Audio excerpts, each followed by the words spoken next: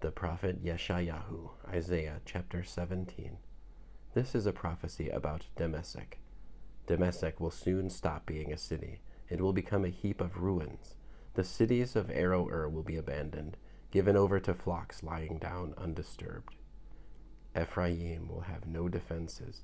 Damascus will cease to rule, and Aram's survivors will share the fate of Israel's finest sons, says Adonai Sevaot.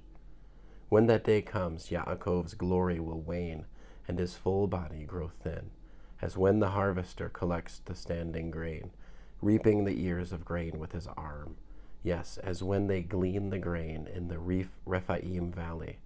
Yet gleanings will be left, as when beating an olive tree, 2 or 3 olives at the very top, 4 or 5 on its fruitful branches, says Adonai, the God of Israel.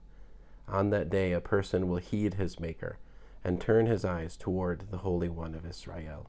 He will pay no heed to the altars made with his own hands. He will not turn toward what his fingers made, the sacred poles and standing stones for sun worship. When that day comes, his strong cities, which others abandoned when Israel advanced, will be like abandoned woods and forests. They will be laid waste. For you have forgotten the God who saved you, failed to remember the God of your strength. So you plant pagan-style gardens and set out vine cuttings for a foreign god.